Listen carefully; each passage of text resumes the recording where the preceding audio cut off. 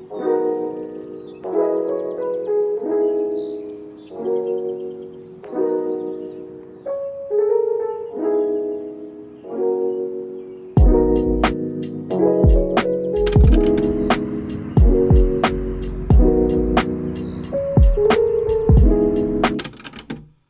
up guys, welcome back to my channel. I hope you've all had a wonderful week. I'm Barbara and today I am going to be getting ready for my final quarter of the year and I'm taking you guys along with me.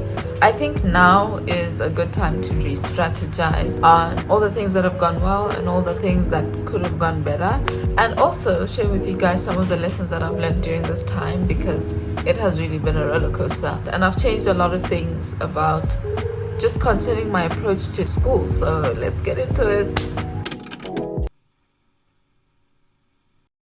Okay guys, so the first thing, of course, my trusty bullet journal, which I use very differently. This is how my plan looks for the day.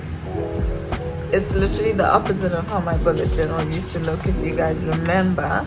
It really, like, for me, the key thing is just writing down everything that needs to be done and wrapping your head around the order of things. And once that's done, I feel like that's the hardest part. But I still definitely stick to the idea that having a bullet journal keeps you accountable for your time, because if you don't make a spread, you don't have one. And why don't you have a spread? Where's your time going? All the writing that I've done has gotten uglier. My bullet journal spread for September is very minimalistic, but I still think that it is one that you guys can do too, because that's a comment that I got a lot from bullet journaling, is that it's too much work and too much effort. So hopefully this spread is something that you guys can do at home too.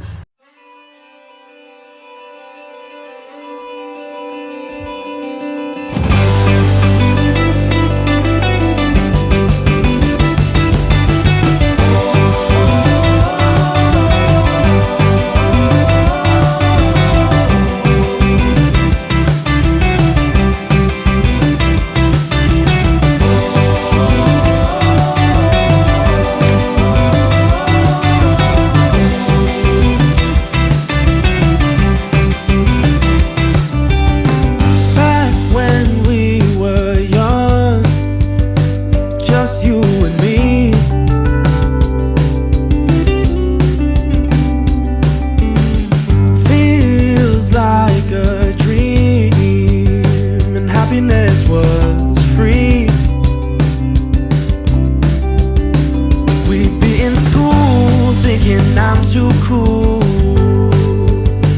till 3:05.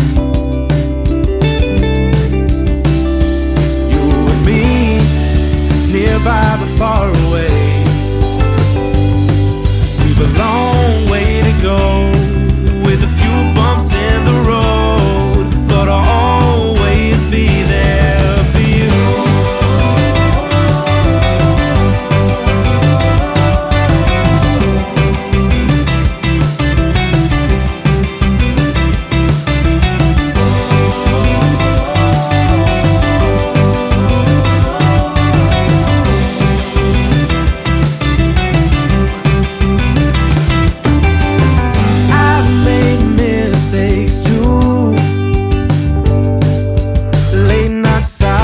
Tears left to cry, feeling helpless. Trust me when I say I've been there before, when I thought the world was ending. Though you may feel nearby but far away, we've a long way to go, with a few bumps in. The second thing that needs to get done is setting goals for the month. September has just begun and I want a holistic setup of my goals.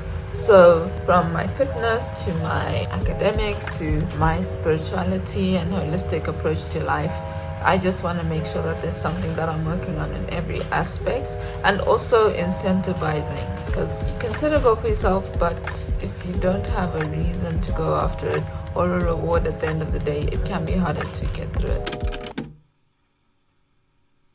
I'm currently using Notion. I wish this was sponsored, but it's not.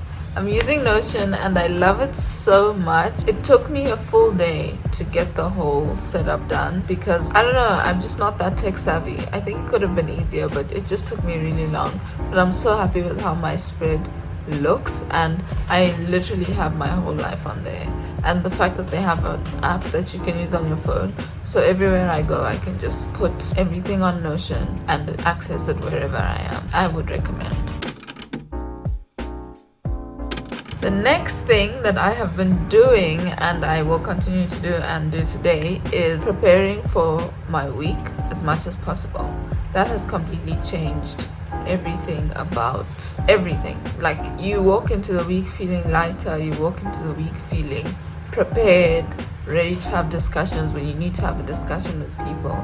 So I will literally go through all of my lectures, just peruse through them so that I know what they're about, even write headings on the pages where I'm going to be taking those notes down, and just making sure that I understand what the approach for the week is so that nothing takes me by surprise, so that I can fit things in and know and estimate how much time I'm going to need.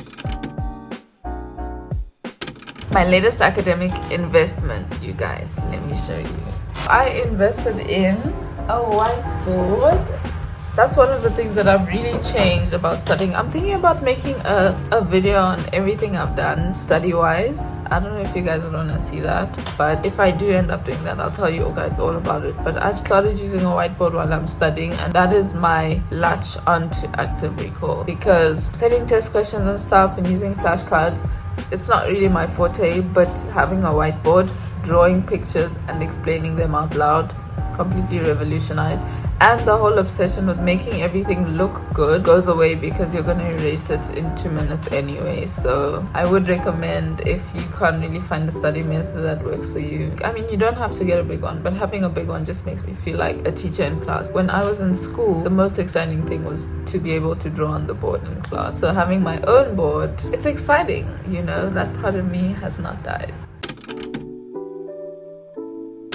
Another very important thing when you are preparing for a new semester is to gauge where you are with every aspect of your life. So for me, that would be with my academic work, all the different sections of school that I have, gauging how I feel about them, and then I know how much time I need to put into different things. I don't distribute my time equally amongst topics. If there's stuff that I find easier, I will give less time.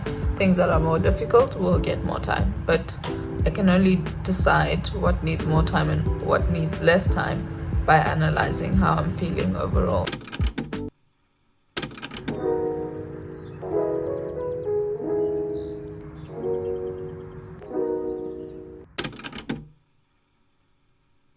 For this part of the video, I just want to share with you guys some of the lessons that I've learned so far through my own experiences and reflection, and also from my wonderful friends and mentors and parents.